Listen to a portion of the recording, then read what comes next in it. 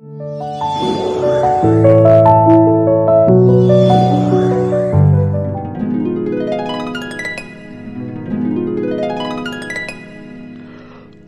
কলাগুৰু উচ্চন্তনু সিংহৰ জীৱনী পাঠ।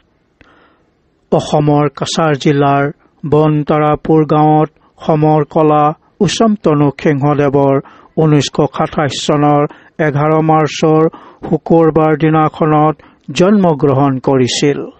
তেওঁৰ পিতৃৰ নাম উচ্চম কানহাই সিংহ আৰু মাতৃৰ নাম উচ্চম অংবী লেহাও দেৱী আছিল। তেখেতৰ ল'ৰালি কালৰ সেই সময়ছোৱাত পিতৃ-মাতৃ আৰু বয়োজ্যেষ্ঠ লোকসকলে ল'ৰা-ছোৱালীবোৰক পঢ়াশালীলৈ পঠাই শিক্ষা লোৱাৰ প্ৰতি গুৰুত্ব দিয়া নাছিল। পঢ়া-শুনা কৰাতকৈ ল'ৰাই কুস্তি, যাঠি, তৰোৱাল, যুঁজ আদি শিকাত আৰু ছোৱালীবোৰে কাপোৰ বোৱা, ধান ৰোৱা, নাচ-গান শিকাৰ প্ৰতি অধিক গুৰুত্ব দিছিল। সেই সময়ত গাঁওখনত এটি প্ৰাথমিক স্কুল আছিল যদিও উচ্চন্তনুদেৱে দূৰত স্থিত স্কুল বুলি যোৱা নাছিল। স্কুল যোৱাৰ পৰিৱৰ্তে গৰু চৰিবলৈ গৈছিল। গৰু চৰোতে কুস্তি খেলা, লাঠি খেলা আদি কৰি দিন কটাইছিল। সেইবাবে তেওঁ কুস্তি খেলা, যাঠি, তৰোৱাল খেল আদি সমৰ কলাৰ ক্ষেত্ৰত অধিক ভাল পাইছিল। পিছত তেওঁৰ 11 বছৰ বয়সত চুবুৰীটোৰ ৰাতিৰ ভিতৰত শিকোৱা নৈশ বিদ্যালয় এখনত কিছুদিন ধৰি পঢ়া-শুনা কৰিছিল। তেওঁ কুস্তি খেল, নাৰিকল কাড়া, আজোৰা খেল আদিত প্ৰথম স্থান অধিকাৰ কৰি বহুতো পুৰস্কাৰ পাইছিল। তনুদেৱে বিভিন্ন গুৰুসকলৰ পৰা সমৰ কলা, কুস্তি আদি শিকি লৈছিল। তেওঁৰ প্ৰথম সমৰ কলাৰ গুৰু আছিল অজা মুতুম থাম্বাল যাও। তাৰ পিছৰ গুৰুসকল হৈছে গাঁওখনৰ থৌচম থেম্বল যাত্ৰা, ঐনাম কান্তি, পাহাৰীয়া অজা গৌৰ সিংহ, মণিপুৰৰ লম্বলৰ অজা মাইমু, কাইবুলৰ চানাতম্বাৰ পুত্ৰ ৰঞ্জিতৰ পৰাও শিকিছিল। অজা তনু তেওঁৰ 14 বছৰ বয়সতে মিলিটাৰী চিপাহীৰ কামত সোমাইছিল। কিছুদিন কাম কৰাৰ পিছত চিপাহীৰ কামটো ভাল নাপাই ঘৰলৈ উভতি আহিছিল। তেওঁৰ 15 বছৰ বয়সত থামচেট নামৰ ছোৱালী এজনীৰ লগত বিবাহ কৰিছিল। তেওঁৰ বিয়াৰ কিছুদিনৰ পিছত জননেতা হিজম ইৰাৱতৰ প্ৰভাৱ পৰি ইলেকশ্যনৰ ৱাৰ্কাৰ হিচাপে কাম কৰিবলৈ উঠি পৰি লাগিছিল। তেতিয়া ব্ৰিটিছ চৰকাৰে তেওঁক বিপ্লৱী বুলি ধৰিবলৈ বিচাৰি আহিছিল। তেতিয়া তেওঁ কাছাৰ এৰি চিলেটলৈ গৈ লুকাইছিল।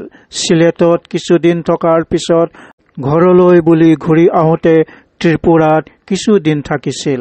ত্ৰিপুৰাৰ পৰা উভতি আহি কাছাৰৰ বৰখোলাৰ নুংগৈত থাকি সোণাৰীৰ কাম কৰিছিল। বৰখোলাৰ পাঞ্জিতো কিছুদিন সোণাৰী কাম কৰিছিল। তাৰ পিছত বৰখোলাৰ পৰা উঠি আহি পৈলাপুলত থাকি সোণাৰীৰ কাম কৰিছিল।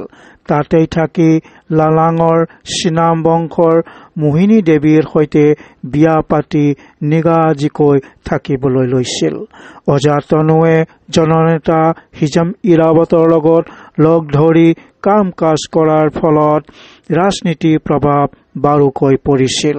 কাছাৰৰ ভুৱন বাৰণী, পাহাৰৰ মেলাত জুৱা খেলা, তীৰ্থযাত্ৰীসকলৰ মাজত কিছুমান দুষ্ট প্ৰকৃতিৰ লোকে অশ্লীল ভাষা প্ৰয়োগ কৰা আদি দেখি শুনি তেওঁ মুঠেই ভাল পোৱা নাছিল। সেয়ে তেখেতে কমিটি গঠন কৰি শিলচৰ DC মহোদয়ৰ পৰা অনুমতি লৈ সেই জুৱা খেল আদি কুস্বভাৱবোৰ আঁতৰাবলৈ প্ৰচেষ্টা কৰিছিল। এইদৰে তেওঁ 6 বছৰ কাল বাৰণী মেলাৰ কুসংস্কাৰ কৰিছিল। তেওঁ ভুৱন বাৰণী পাহাৰৰ বীৰ সিংহ নামৰ সাধু বাবাৰ এজনৰ লগত লগ পাই মিতেইসকলৰ পৰম্পৰা কলা কৃষ্টি সম্পৰ্কে বিতং আলোচনা কৰিছিল। এই পৰম্পৰা কলা কৃষ্টি সংৰক্ষণ আৰু বিস্তাৰৰ বাবে উঠি পৰি লাগক আৰু ইয়াৰ সুফল লাভ হওক বুলি সাধু বাবাজনে উচান্তনুদেৱক আশীৰ্বাদ দিছিল। বীৰসিংহ সাধু বাবাৰ পৰা তেওঁ সাধু সন্যাসীৰ মনোভাৱ জাগি উঠিছিল। তেওঁ ভুৱন বাৰুণী পাহাৰৰ পৰা আহি লালাঙৰ পাহাৰত গৈ তাতে 6 মাহ কাল সাধু হৈ আছিল। তেওঁৰ এনে স্বভাৱ দেখি ঘৰৰ মানুহে মানসিক বিকাৰগ্ৰস্ত হৈছে বুলি ভাবি দদায়েক একাসিংহই মণিপুৰত গৈ গুৰু ৰঞ্জিতক চিকিৎসাৰ বাবে মাতি আনিছিল। গুৰু ৰঞ্জিতে অজাতনুক ইম্ফাললৈ লৈ গৈছিল। প্ৰকৃততে অজা উচান্তনু মানসিক বিকাৰগ্ৰস্ত নাছিল।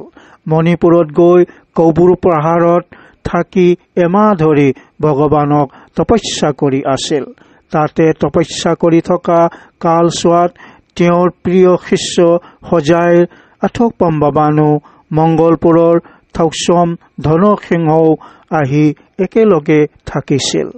তাতে থকাৰ সময়ত 1951 চনৰ আঘোণ মাহৰ পূৰ্ণিমা দিনাখনত ডি ৰঞ্জিত ক্লাব নামাকৰণে এখনি কমিটি গঠন কৰিছিল। কৌবু পাহাৰত থাকি আপোক ধৰ্মৰ ধৰ্মগুৰু ফুলদেৱৰ গ্ৰন্থ পুথিবোৰ পঢ়ি গভীৰ আলোচনা আৰু চৰ্চাৰ ফলতেই তেওঁৰ মনত মিতেইৰ ভাষা সাহিত্য কলা সংস্কৃতিৰ প্ৰেমৰ ভাৱ অধিক জাগি উঠিছিল। পিছত নানা আলোচনা বিলোচনা কৰাৰ পিছত ডি ৰঞ্জিত ক্লাব কমিটিখনৰ নাম সংশোধন কৰি পৰমলেন চেং চিদাবা নাম ৰাখিছিল। পিছত অজাতনুৱে কৌব্ৰু পাহাৰৰ পৰা লালাঙৰ ঘৰলৈ উভতি আহে। ঘৰলৈ আহি কিছুদিনৰ ভিতৰত নিজৰ ঘৰৰ প্ৰাংগণত বিনাকান্দিৰ ধনেশ্বৰ সিংহৰ সভাপতিত্বত এখনি সাধাৰণ সভা অনুষ্ঠিত হৈছিল। সেই সভাখনত ৰাজ্যৰ সৰ্বসন্মতিক্ৰমে পৰমলেন চেং চিদাবা নামটি সংশোধন কৰি অল আছাম পৰমলেন মাৰুপ নামাকৰণ কৰি মিতেইসকলৰ কলা সংস্কৃতি সংৰক্ষণ আৰু বিস্তাৰৰ উদ্দেশ্যত গঠন কৰি ইয়াৰ পৰাই উঠি পৰি লাগিছিল। সেই সময়ত অসমৰ মুখ্যমন্ত্ৰী মাননীয় স্বৰ্গীয় বিমলা প্ৰসাদ চলিহা আছিল। উক্ত সংগঠনটোৱে মুখ্যমন্ত্ৰীৰ ওচৰত বীৰ টিকেন্দ্ৰজিৎ পৌনা ব্ৰজবাসী বীৰ শ্বহীদসকলৰ দিৱসৰ দিনা চৰকাৰী ছুটি দিবলৈ দাবী আপত্তি জনোৱা হৈছিল। পণ্ডিত জৱাহৰলাল নেহৰুৱে ভাৰতৰ প্ৰধানমন্ত্ৰী হৈ থকা কালছোৱাত ভাৰত আৰু চীনৰ মাজত যুদ্ধ চলিছিল। সেই যুদ্ধৰ সাহায্যৰ বাবে বৰবিল গাঁৱত জৰুৰী ৰাজহুৱা বৈঠক মাতি নানা আলোচনা বিলোচনা কৰা হৈছিল। তেতিয়া অজাতনুৱে তেওঁৰ পত্নীৰ সোণৰ কাণফুল বেচি যুদ্ধৰ বাবে টকা দান বৰঙণি দিয়া হৈছিল। অজাতনুৱে কৈছিল, লাগিলে তেওঁ নিজেও যুদ্ধ ক্ষেত্ৰলৈ গৈ শত্ৰুৰ লগত যুঁজিম। মুখ্যমন্ত্ৰী চলিহাৰ দিনত তেজপুৰত 10 দিনীয়া VDPৰ অধিৱেশন পাতিছিল। তাতে অজাতনুৱে তেওঁৰ নেতৃত্বত মণিপুৰী কলা কৃষ্টি থাংতা সমৰ কলা প্ৰদৰ্শন কৰিছিল। সেই প্ৰদৰ্শনত কুঞ্জেশ্বৰী দেৱীয়ে প্ৰথম স্থান আৰু বীৰেন সিংহই দ্বিতীয় স্থান লাভ কৰিছিল। অজাতনুৱে অল আছাম পৰমলেন মাৰুপ অৰ্থাৎ সদৌ অসম কলা কৃষ্টি সংঘৰ সভাপতি হৈ তেওঁৰ ভাল পোৱা কলা কৃষ্টিক থাংতা প্ৰচাৰ আৰু বিস্তাৰৰ বাবে 1958 চনত হোজাই অঞ্চললৈ আহিছিল।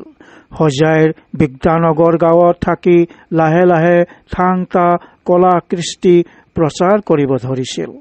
আমতলা বিষ্ণুপুৰ নন্দপুৰ আদি গাঁৱলৈ বিস্তাৰ কৰি 1962 চনত 3 জানুৱাৰী তাৰিখে বীৰ শ্বহীদ পৌনা ব্ৰজবাসীৰ জন্ম জয়ন্তী পালন কৰিছিল আৰু ব্ৰহ্মপুত্ৰ উপত্যকাত পালন কৰাটো প্ৰথম। অৱশ্যে পূৰ্ণবজবাসীৰ জন্ম তাৰিখটো পিছলৈ 20 ডিচেম্বৰ বুলি সংশোধন কৰা হৈছিল। অজাতনুদেৱে কঠীয়াতলী ৰেংবেঙতো পাণথৈবী আইৰ থাপনা পাতি পূজা অৰ্চনা কৰা হৈছিল। পিছলৈ 1964 চনৰ 13 আগষ্টত আমতলা গাঁৱত প্ৰথম বীৰ শ্বহীদ কেন্দ্ৰজিতৰ শ্বহীদ দিৱস পালন কৰা হৈছিল। 1973 চনৰ 31 জানুৱাৰী তাৰিখে আমতলাৰ হাওৰম্বম গিৰিধাৰীৰ ঘৰৰ প্ৰাংগণত অজাতনুদেৱৰ সভাপতিত্বত অনুষ্ঠিত সাধাৰণ সভাত সৰ্বসন্মতিক্ৰমে অল আছাম পৰমলেণ্ড মাৰুপ নামটি সংশোধন কৰি আপোনব পৰমলেণ্ড মাৰুপ হৈছিলগৈ। অজাতনুদেৱে মণিপুৰতো থাংতা কলা কৃষ্টি উন্নতিৰ হকে প্ৰচাৰ আৰু বিস্তাৰ কৰিছিল। তেখেতে ইম্ফালৰ পিছুমথঙৰ নিংগমম চুবুৰীত থাকি কলা কৃষ্টি উন্নতিৰ হকে বহুতো কাম কৰিছিল। তেওঁ 1983 চনৰ পৰা উক্ত স্থানত থাকি আই মিতিৰ পূজা কৰি মাতৃপ্ৰেমৰ ভাৱনা ৰাজ্যক জগাই তুলিছিল। ইম্ফালত বহু বছৰ থাকি সমৰ কলা বিশ্ববিদ্যালয় এটি স্থাপনৰ মন মেলিছিল। সেয়ে তেওঁৰ শিষ্য কিছুমানৰ লগত থাংতা কলা কৃষ্টি বিভিন্ন ঠাইলৈ প্ৰদৰ্শন কৰি টকা পইচা খাচিছিল। সেই টকাই বিশ্ববিদ্যালয়ৰ খুঁটা টিনপাত আদি কিনি ৰাখিছিল। কিন্তু পিছলৈ তেওঁৰ আশা পূৰণ নহৈছিল। তাত থকা এটা মানুহে বিশ্ববিদ্যালয় পাতিব নোৱাৰিব বুলি বাধা দিছিল। তেতিয়া তেওঁৰ আশা ভংগ হৈ কিনি ৰখা খুঁটা টিনপাতবোৰ ওচৰত থকা পাণথৈবী মন্দিৰত দান দিয়া হৈছিল। লগতে পিছুমৰ পাহাৰৰ কাষত থকা খোৱাইনুংজেং পিবা মন্দিৰৰ নামত 5,000 টকা দান দিয়া হৈছিল। মণিপুৰত থাংতা কলা কৃষ্টিৰ বিশ্ববিদ্যালয় পতাৰ আশা বাদ দি পিছত নিজৰ ঘৰলৈ উভতি আহে। পিছত তেওঁৰ মন ভাঙি দিনে দিনে মানসিক আৰু শাৰীৰিক অৱস্থা অৱনতি হৈ যায়। অৱশেষত 2003 চনৰ 13 জানুৱাৰী তাৰিখে আমাক সকলোকে এৰি পৰলোকত গমন কৰিছিল। অজাতনুদেৱৰ আশা আছিল থাংতা সমৰ কলা সংৰক্ষণ উন্নতি আৰু বিস্তাৰ কৰাৰ লগতে কলা কৃষ্টিৰ লগত জড়িত দেৱ দেৱী মন্দিৰৰ স্থাপনা কৰি পূজা অৰ্চনা কৰা। সজাই নতুন বজাৰ ইমা কৈথেল লাৰেম্বী মন্দিৰ তেওঁৰ মনৰ আশাৰ সুফল। কিন্তু তেওঁৰ নিৰাশাৰ ফল হৈছে বিশ্ববিদ্যালয় পাতিব নোৱাৰাটো। তেখেতে 1984 চনত লাই টেংগল লেপুং লাঞ্জা নামৰ এটি ঐতিহাসিকমূলক পুথি এখনি লিখি থৈ গৈছে। লগতে বহুতো মূল্যৱান আৰু গুৰুত্বপূৰ্ণ গীত আদিও লিখি থৈ গৈছে। তেওঁ আমাৰ চিৰনমস্য আৰু চিৰ পূজনীয়। ইয়াতেই আজিৰ মহৎ লোকৰ জীৱনী পাঠ সমাপ্ত কৰিলো। জীৱনীখনৰ লেখক সাহিত্যভূষণ চিল্লৈমা আৰু পৰম গল্ড মেডেলিষ্ট নংথমম ইন্দ্ৰকুমাৰ, সজাই অসম। উক্ত মহৎ লোকৰ জীৱনীটো লেখক নংথমম ইন্দ্ৰকুমাৰে 2017 বৰ্ষৰ নৱেম্বৰ মাহৰ 28 তাৰিখে প্ৰকাশ কৰা মণিপুৰী জনগোষ্ঠীৰ 18 গৰাকী মহান ব্যক্তিৰ জীৱনীমালা কিতাপখনৰ পৰা পাঠ কৰা হৈছে। মহৎ লোকৰ জীৱনীৰ পাঠক নংথমম কমল, সজাই অসম, ভাৰত। ধন্যবাদ।